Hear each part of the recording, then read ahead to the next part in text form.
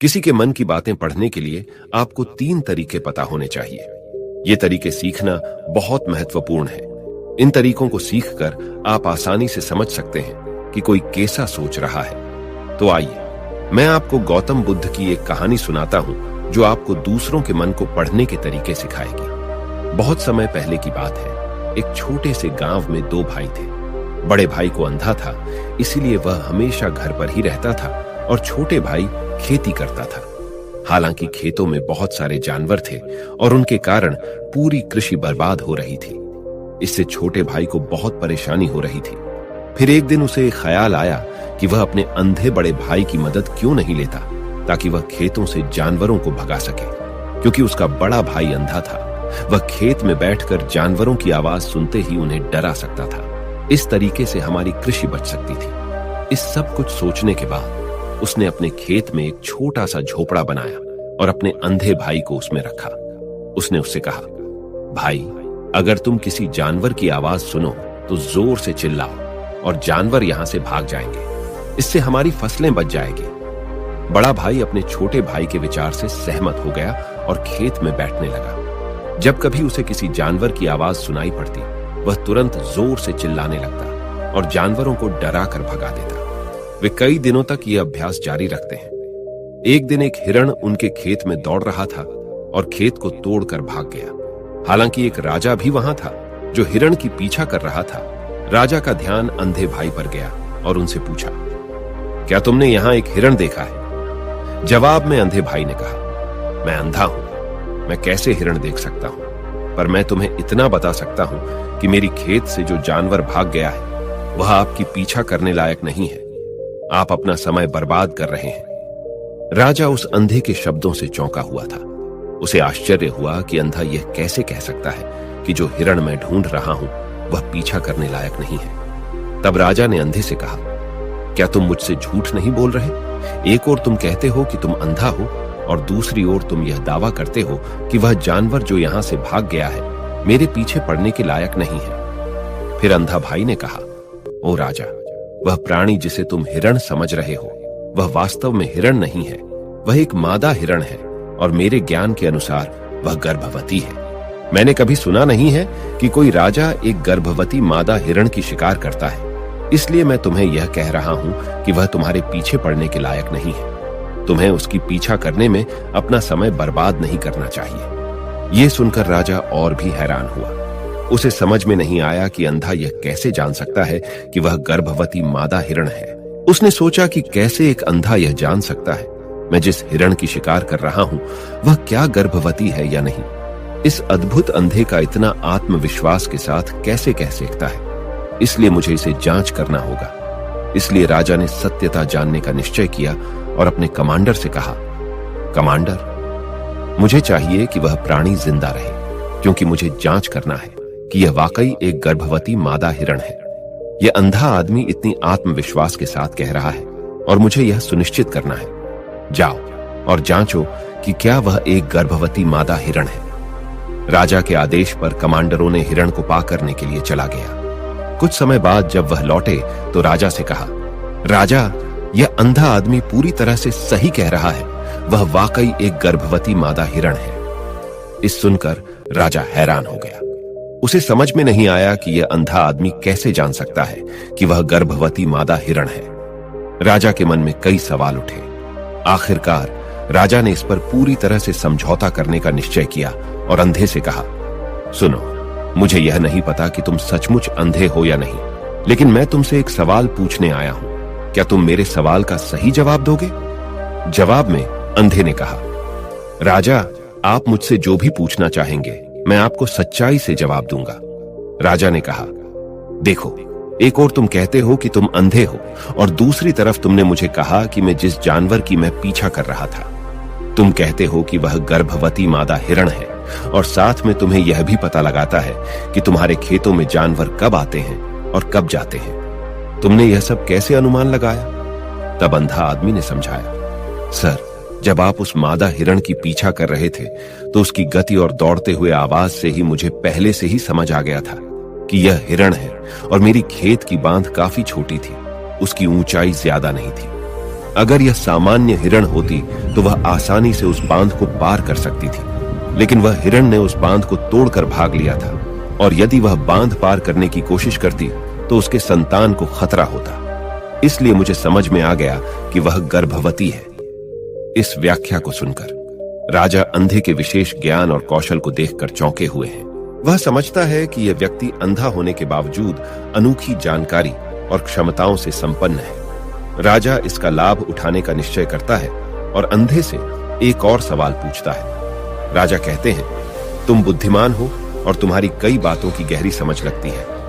आज मैंने तुम्हें यहां बुलाया है ताकि जान सकूं कि मेरी पत्नी मेरे प्रति विश्वासी है या नहीं। अंधा आदमी जवाब देता है, ओ राजा, ऐसा सवाल कैसा है? आपका विवाह कई सालों से चल रहा है और अब आप ऐसी बातें जानना चाहते हैं। ऐसे सवाल आपके मन में क्यों उत्पन्न हो रहे हैं? हालांकि राजा कहता है, तुम्हें इस सवाल का जवाब देना होगा। अगर तुम मुझे उत्तर नहीं दोगे तो मैं तुम्हें मृत्यु दंड से सजा दूंगा। राजा की धमकी सुनकर अंधा कहता है, बहुत अच्छा, मैं तुम्हें तुम्हारे सवाल का जवाब दूंगा। ओ राजा, अगर तुम इस सवाल का जवाब चाहते हो तो तुम्हें मेरी एक सेवा करनी होगी। राजा पूछता है, मुझे बताओ, मुझे क्या करना होगा?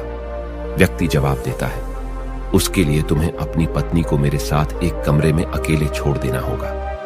यह सुनते ही राजा पहले तो गुस्सा होता है, लेकिन कुछ समय सोचने के बाद वह उस व्यक्ति की बात मानता है और अपनी पत्नी को उसके साथ एक कमरे में भेजने का आदेश देता है।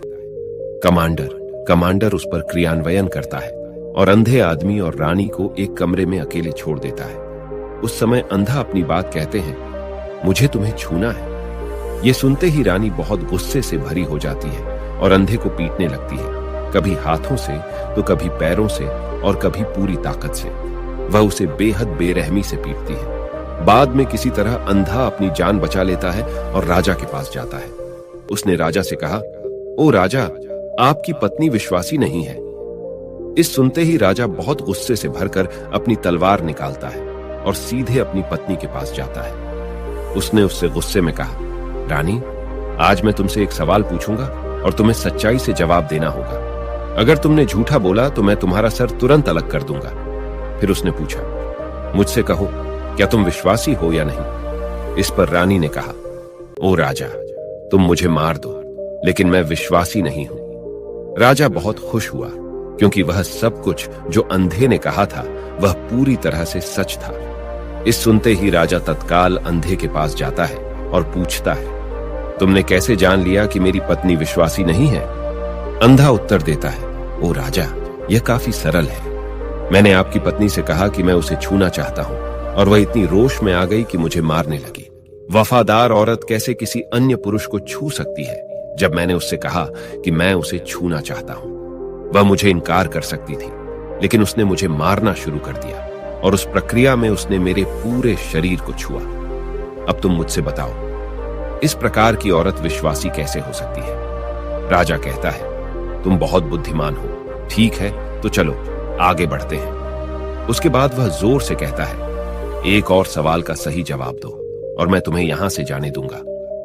राजा फिर पूछता है, मुझे बताओ, क्या मैं सचमुच मेरे पिता का बेटा हूं या किसी और का? इस पर अंधा आदमी उत्तर देता है, ओ राजा, इससे तुम्हारा क्या लेना देना है? चाहे आपके माता पिता कौन हो, आप इस राज्य के राजा हो, तो इस सवाल को छोड़ दो। लेकिन राजा जिद करता है, नहीं, मुझे इस सवाल का सटीक जवाब चाहिए, वरना यह सवाल मुझे हमेशा परेशान करेगा। इसलिए मैं सच्चाई जानना चाहता हूं। अगर तुम सही जवाब दोगे तो मैं तुम्हें यहां से जाने दूंगा। अंधा आदमी उत्तर देता है, ओ राजा, मेरे लिए इस सवाल का उत्तर देने के लिए तुम्हें अपनी मां के पास जाने की कोई आवश्यकता नहीं है। मैं अभी बता सकता हूं कि तुम किसके बच्चे हो, लेकिन उससे पहले मैं चाहता हूं कि तुम मुझसे वादा करो कि तुम मुझसे गुस्सा नहीं करोगे। राजा कहता है, हाँ, मैं वादा करता हूं कि मैं गुस्सा नहीं करूंगा। फिर अंधा आदमी जवाब देता है, ओ राजा, मैं तुम्हें बताने की आवश्यकता नहीं है कि तुम सचमुच अपने पिता के बच्चे हो। मैं तुम्हें अब बता दूं कि तुम मेरे स्वामी, राजा और परमेश्वर के पुत्र हो। मैं वादा करता हूं कि मैं आपसे गुस्सा नहीं होऊंगा। फिर अंधा राजा से कहता है, तुम सचमुच अपने पिता के बच्चे हो, लेकिन तुम एक कंजूस व्यापारी की छाया में भी हो। यह सुनते ही राजा बहुत खुश हो जाता है और तत्काल अपनी मां के पास जा जाता है। उससे कहता है, मां, कृपया मुझे सच बताओ, क्या मैं सचमुच अपने पिता का बच्चा हूं या किसी अन्य का? अगर तुम मुझे सच नहीं बताओगी तो मैं यहां ही अपनी जान दे दूंगा। मुझे सच बताओ क्या है। राजा की मां कहती है, पुत्र, तुम सचमुच अपने पिता का बच्चा है, लेकिन तुम एक कंजूस व्यापारी की छाया में भी हो। जब मैं नहाकर अपनी आवश्यकता अनुसार देख रही थी तो मैंने तुम्हारी ऊपर कंजूस व्यापारी की छाया देखी। यह सुनते ही राजा बहुत खुश हो जाता है और तत्काल ही अंधे के पास लौटता है। उससे पूछता है, तुमने कैसे जान लिया कि मेरी ऊपर कंजूस व्यापारी की छाया थी? अंधा जवाब देता है, ओ राजा, आप मुझसे कई सवाल पूछते हैं और मैंने सभी के सही उत्तर दिए हैं। अगर आप कोई अन्य राजा होते तो मैंने अब तक कई पुरस्कार प्राप्त कर लिए होते, लेकिन आपने मुझे कुछ नहीं दिया। मैंने अब तक एक भी पैसा नहीं लिया है। इसी से मैंने अनुमान लगाया कि आप बहुत कंजूस हैं। यह सुनकर राजा हंसते हुए कहता है, जो भी तुम मांगोगे मैं जरूर दूंगा, लेकिन मुझे बताओ, तुम कैसे जान लेते हो क्या सही है और क्या गलत, और तुम इतने सटीक और निष्कलंक उत्तर कैसे दे सकते हो? अंधा आदमी कहता है, ओ राजा, मैं प्राकृतिक रूप से अंधा हूं। अगर मेरी आंखें होती तो मैं किसी के विचारों को आसानी से समझ सकता। मन का अपनी भाषा होती है और इस भाषा को किसी के शरीर की क्रियाओं में देखकर समझा जा सकता है। व्यक्ति की आंखों, होठों, काम करने के तरीके और उनकी गतिविधियों को देखकर हम समझ सकते हैं कि उसके मन में क्या चल रहा है। इस पर आधारित हम किसी की विचारों को जान सकते हैं, लेकिन मैं अंधा हूं, इसलिए मुझे क्रियाओं के माध्यम से जानना पड़ता है। अगर मुझे कुछ जानना होता है तो मैं अगले व्यक्ति को कार्य सौंपना पड़ता है। देखना होगा कि वह कैसे काम करता है और उसके आधार पर मैं समझ सकता हूं कि उसके मन में क्या चल रहा है। इस सुनते हुए राजा पूछता है, क्या इसका मतलब है कि मैं भी किसी के विचारों को जान सकता हूं? इस पर अंधा आदमी कहता है, बिल्कुल, आप भी किसी के विचारों को समझ सकते हैं, लेकिन उसके लिए आपको पहले अपनी आत्मा पर काम करना पड़ेगा, और वह काम है अपनी मानसिकता को शांत करना, अपनी मानसिकता को वर्तमान में लाना। इसके लिए आज मैं आपको 3 तरीके बताऊंगा, और ये 3 तरीके बहुत ही सरल और आसान हैं। लेकिन राजा, इससे पहले आपको एक चीज करनी होगी, अपनी मानसिकता को संकेंद्रित करें। हम जब अपनी मानसिकता को संकेंद्रित करते हैं तब हम दूसरों के विचारों को समझ सकते हैं, क्योंकि वह व्यक्ति वर्तमान में सोच रहा है, और हमें भी अपनी मानसिकता को वर्तमान में लाना होगा, तभी हम उनके विचारों को समझ सकते हैं। अगर हम पिछली घटनाओं के बारे में सोच रहे हैं तो हमें यह कैसे पता चलेगा कि दूसरा व्यक्ति वर्तमान में क्या सोच रहा है, क्योंकि हम पिछली घटनाओं में लिपटे हुए हैं। तो किसी के विचारों को जानने के लिए सबसे पहले हमें अपनी मानसिकता को संकेंद्रित करना होगा और उसे वर्तमान में लाना होगा। उसके बाद यह व्यक्ति राजा से कहता है, राजा, मैं जरूर 3 तरीकों को बताऊंगा जिनसे आप किसी के विचारों को आसानी से समझ सकते हैं। इसके बाद अंधा राजा से कहता है, राजा, पहला तरीका है आंखों पर ध्यान देना। किसी से बात करते समय सबसे महत्वपूर्ण यह है कि हम उसकी आंखों में देखें, क्योंकि आंखें बोलती नहीं, लेकिन वह बहुत कुछ कहती हैं। अगर हम उस व्यक्ति की आंखों में के संकेतों को समझना सीख जाते हैं तो हम जान सकते हैं कि उनके मन में क्या चल रहा है, वह क्या सोच रहे हैं और वह क्या करने वाले हैं। मेरी अपनी आंखें नहीं हैं, लेकिन मैंने यह कौशल प्रिय गौतम बुद्ध से कई साल पहले सीखा था। वह मेरे शिक्षक और मार्गदर्शक थे। उस समय मेरी आंखें थीं और मैं सिर्फ उनकी आंखों के माध्यम से लोगों के विचारों को समझ सकता था। इसीलिए अगर आप भी दूसरों के विचार जानना चाहते हैं तो आपको उनकी आंखों पर ध्यान केंद्रित करना चाहिए, जैसे कि उनकी निगाह, वह कहां देख रहे हैं और किस दिशा में है। अगर जब आप उनसे बात कर रहे होते हैं उनकी आंखें इधर उधर घूम रही हों तो यह मतलब है कि वे बातचीत से बचने का तरीका ढूंढ रहे हैं और कोई शायद झूठ बोल रहा हो। अगर व्यक्ति सीधे नजर से टकरा रहा है तो यह मतलब है कि उसका डर है कि उनका झूठ प्रकट हो सकता है और लोग सच्चाई को जान लेंगे। लेकिन अगर उनकी आंखें बिना हिले आपको देख रही हैं तो वह शायद ईमानदार हो सकते हैं और उन्हें आपसे बात करना और अपने विचार साझा करना है। इसके अलावा देखें कि उनकी भौं कैसे हिल रही है। अगर वह दूसरी ओर देखते हुए उनकी भौं नीचे जाती है तो वह शायद कुछ सोच रहे हैं या किसी अन्य चीज के बारे में चिंतित है। अगर उनकी भौं ऊपर जाती है और उनकी आंखें बड़ी हो जाती हैं तो वह आश्चर्यित या जिज्ञासु हो सकते हैं जिन्हें आपके विचारों के बारे में। यहां तक कि देखें कि उनकी पूंजी इतनी बड़ी या छोटी है। पूंजी आंख का काला हिस्सा होती है। अगर पूंजी बड़ी होती है तो यह मतलब है कि वह आपको पसंद करते हैं या आपके कहे को पसंद कर रहे हैं। वह उत्साहित या खुश हैं। अगर पूंजी छोटी होती है तो यह मतलब है कि वह आपको पसंद नहीं करते हैं या आपके कहे को पसंद नहीं कर रहे हैं। वह असहज या गुस्से में है। इसके अलावा देखें कि उनकी आंखों की सफेदी कितनी लाल है या कितनी सफेद है। आंख का सफेद हिस्सा स्क्लेरा कहलाता है। अगर स्क्लेरा लाल होती है तो यह मतलब है कि वह थके हुए, तंत्रित या बीमार हो सकते हैं। वह आपसे बात करना नहीं चाहते होंगे। मैं एक समय याद करता हूं जब मैंने एक थके हुए व्यक्ति से मिला था जो यात्रा कर रहे थे।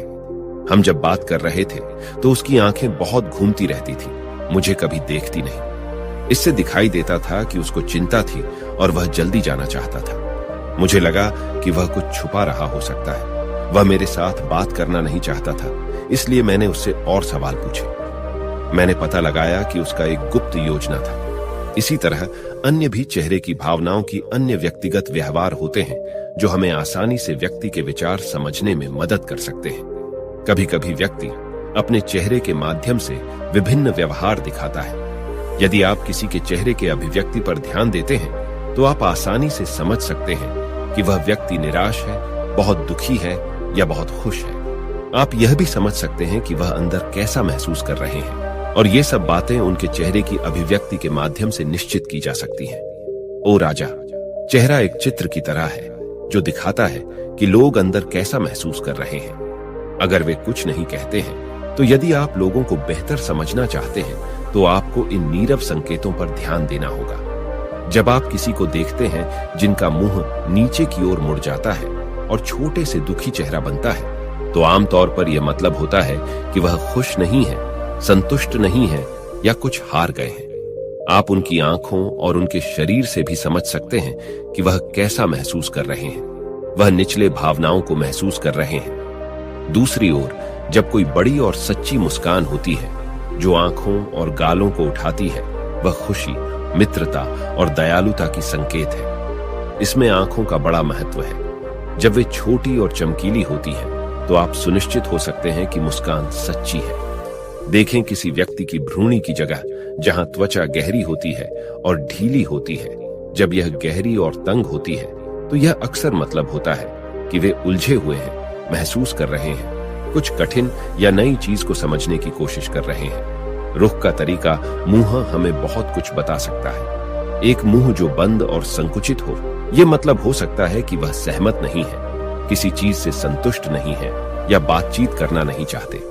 लेकिन एक मुंह जो खुला और आराम से हो, यह मतलब होता है कि वह खुले मन से बातचीत करने के लिए तैयार है।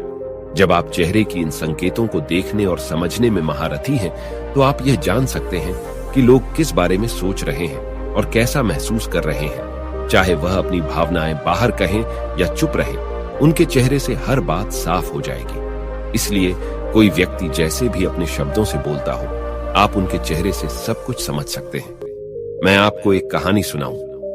एक बार मैंने एक दुखी व्यक्ति से मिला जो मेरी मदद के लिए आया, लेकिन वह ऐसा व्यवहार कर रहे थे कि उन्हें कोई परवाह नहीं।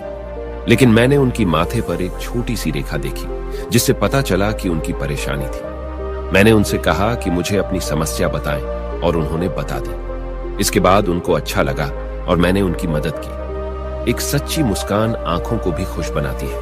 ये मतलब है कि वे खुश और दयालु हैं। एक उदासी मुंह की भौहें नीचे जाती हैं। इसका मतलब है कि वह चिंतित या उलझे हुए हैं। भौहें ऊपर जाती हैं जब वे हैरान या जिज्ञासु विचार रहे होते हैं, तो आप उनकी भावना को उनके चेहरे को देखकर समझ सकते हैं।